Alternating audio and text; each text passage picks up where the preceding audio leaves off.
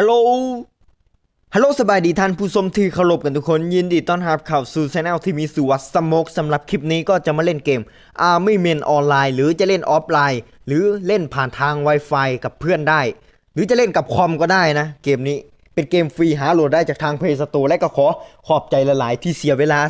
อันมีค่ามาเบิ่งคลิปนี้โอเคเดี๋ยวคลิปนี้ก็จะมาเล่นออนไลน์โอเคถ้าพร้อมแล้วไปหาแมปกันดีกว่าแมปก็มีแมปเดียวฮะ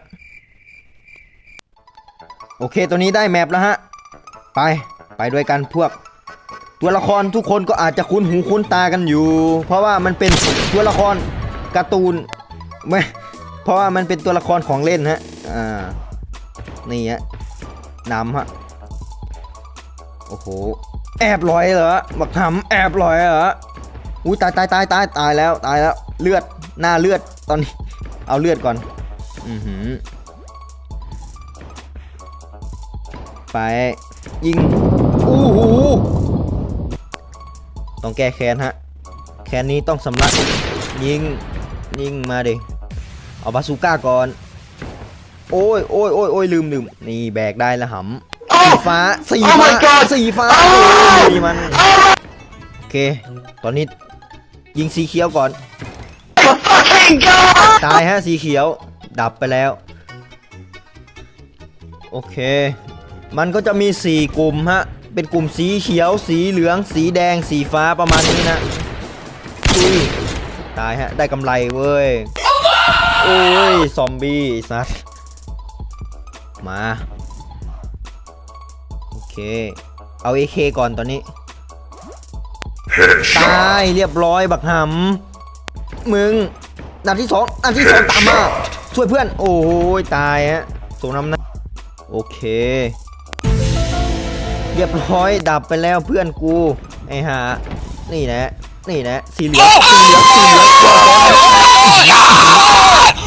โอเคถ้ายิงได้ประมาณ50ก็จะเป็นผู้ชนะนะตอนนี้สีเขียวได้เปรียบอยู่ฮะได้15เอามันนี่ตายซะ14แล้วไปเพื่อนตอนนี้แปลเลือดก่อนเรียบร้อยแซบฮะยิงไปสีเขียวอะสีเขียวโอ้ตายจนได้เอาเลือดโอเคเอาอาวุธก่อนมาลอยเลือดฝั่งเขาก็ได้ฮะนี่นะยาดับเอาเลือดเรียบร้อยโอ้โหรอดตายจากสงครามสีเขียวนี่มันเก่งจริงๆนะตายซะเล่นดับไป2โอ้ยตายจนได้ตายพร้อมกัน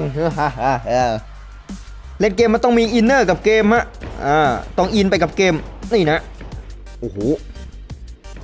แหวบ่ได้กินดอกครับบ่ได้กินกูดอกไปฆ่ามันพวกโอเคต้องช่วยเหลือกันฮะเกมนี้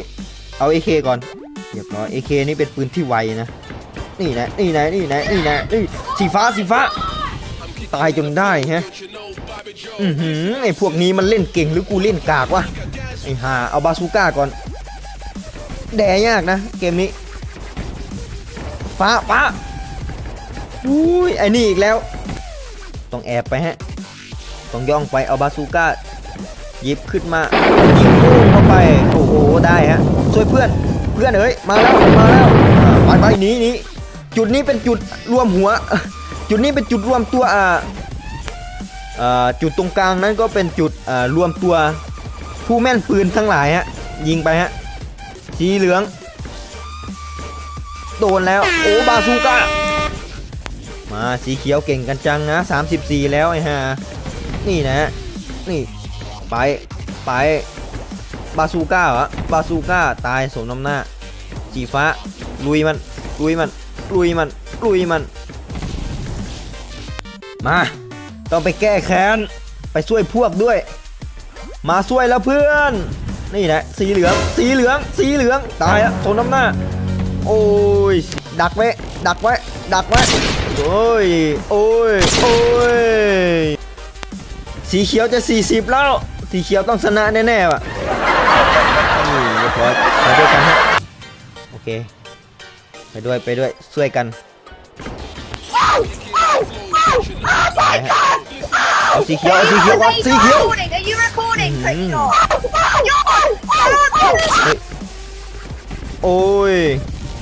บาซูก้ามาเลยโว้ยเอาไปสีเขียวนี่นะตา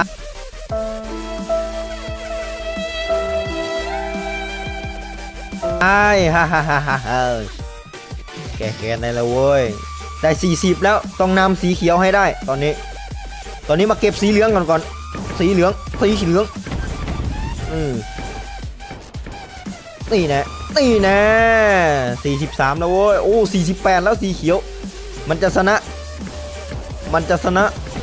แล้วฆ่ามันโอ้ยสีเหลืองลอยหลัง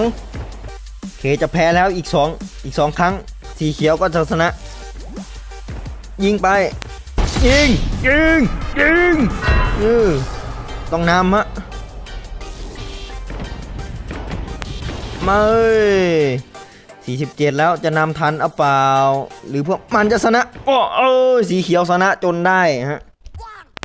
โอเคสำหรับคำปิดท้ายก็มีอยู่ว่าห่วมกันเฮาอยู่แยกหมู่เฮาตายสำหรับคลิปนี้ก็ขอตัวลากันไปก่อนสบายดี